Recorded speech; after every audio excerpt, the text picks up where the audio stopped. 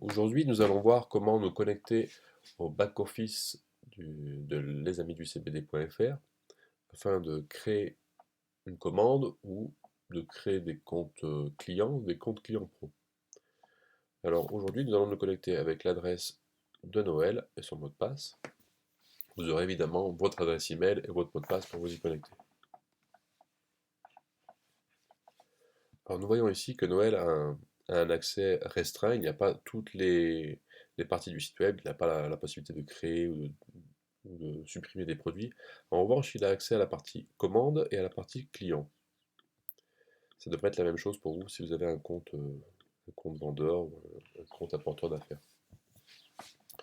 Dans la partie commande, je vois toutes les commandes qui sont passées et je vais pouvoir, avec le bouton en haut à droite, ça c'est la version ordinateur, sinon il y a un bouton rond en bas à droite si on passe par le téléphone portable, on va pouvoir ajouter une commande. Alors là, tout simplement, nous allons pouvoir chercher nos clients qui sont déjà répertoriés, où nous allons pouvoir créer un nouveau client. Pour l'exemple, nous allons créer un nouveau client. Alors, je vais choisir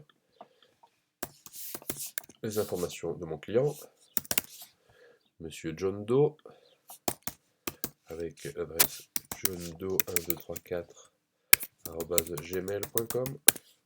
Le mot de passe doit être fort, donc il doit contenir des caractères spéciaux et des chiffres, l'histoire de bien sécuriser le site web. Voilà. Ensuite, vous pouvez rentrer la date de naissance, ce n'est pas forcément nécessaire, il n'est pas obligatoire d'accepter les offres partenaires. En revanche, il est très important de gérer l'accès des groupes. C'est-à-dire que lorsqu'on crée un compte client, par défaut, c'est un compte client particulier, où il n'a pas accès au prix professionnel.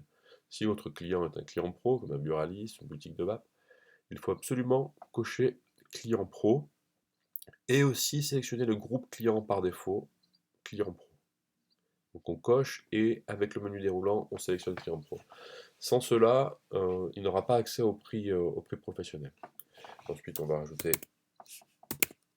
le nom de la société, c'est important.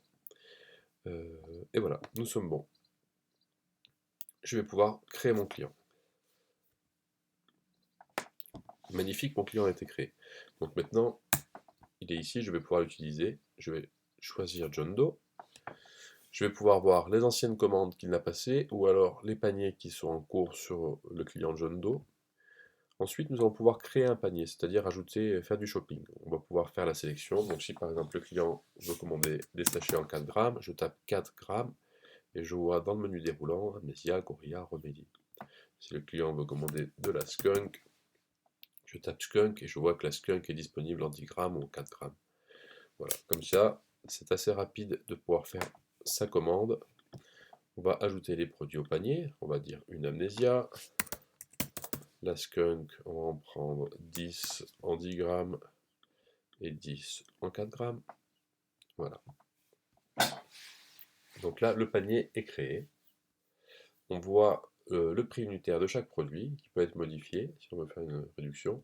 On voit les quantités par produit. On va pouvoir ajouter de l'amnésia par exemple pour en mettre 3 pour un sous-total de 12 €. Voilà. Donc tout simplement, comme ça, on va pouvoir créer un panier comme si on crée une commande pour le client, quoi. Donc, ça peut être utile lors d'un appel téléphonique, ça peut être utile lorsqu'on est face au client, qu'il ne veut pas créer de compte client tout de suite, on lui fait la commande comme ça par le back-office. Voilà, on va pouvoir appliquer des packs de réduction. Donc si par exemple on a le pack de gratuité à lui offrir, alors pack de gratuité je ne trouve pas, si je tape gratuité, je ne trouve pas. Bref, on va pouvoir ajouter des bons d'achat, des choses comme ça. Si je tape par exemple celui qu'on avait tout à l'heure, c'était Noël 200, voilà, je tape Noël 200, hop, le pack de gratuité apparaît en cadeau. Voilà. Ensuite, je sélectionne la nouvelle adresse du client. Donc là, je remplis un alias, tabac de John Doe, le nom de la société Tabado, l'adresse 11 impasse du Soleil, le code postal est bidon, la ville Ruance, voilà. Très important, je dois renseigner un numéro de téléphone ou un numéro de téléphone mobile pour la livraison. Voilà. Et je crée mon adresse. Parfait, je vois que l'adresse a été créée. Je vais pouvoir choisir une adresse de livraison et une adresse de facturation, si au cas où ce n'est pas la même chose.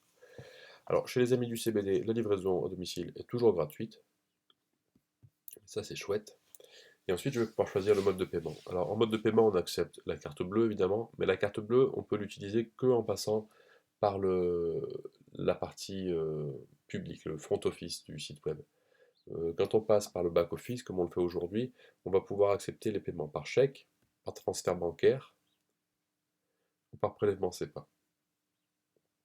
Donc le chèque, bêtement, le client nous fait un chèque. Le transfert bancaire, c'est nous qui lui donnons notre RIB et le client nous fait un virement. Et le prélèvement, c'est l'inverse. Il nous donne un RIB et on lui fait un prélèvement, mais il a l'avantage d'avoir 30 jours de délai. On fait le prélèvement à 30 jours. Donc pour l'exemple, on va choisir un prélèvement SEPA. Et ensuite, je vais choisir l'état de la commande. Alors l'état de la commande, c'est très important. Il faut choisir paiement accepté. Voilà, on dit qu'on a accepté le paiement du client et là la commande est lancée euh, au dépôt. La commande va remonter au dépôt. Donc là je vais pouvoir sélectionner paiement accepté et créer une commande. Je ne vais pas le faire parce que sinon ça va véritablement me créer une commande et une facture et va mettre le bazar dans ma comptabilité. Mais voilà pour l'exemple. On peut choisir un autre type de paiement et voilà. Si on lui donne la marchandise directement, alors on le passe directement en livrée. S'il faut que ça parte au dépôt pour que ça soit préparé puis expédié, alors on choisit paiement accepté. Voilà. On peut aussi laisser un message dans la commande, par exemple, laisser un présentoir en plexiglas ou demande de nouvelle PLV. Voilà. Il est possible de laisser une petite note comme ça pour que la préparation de commande on rajoute quelque chose dedans ou voilà s'il y a un commentaire à faire.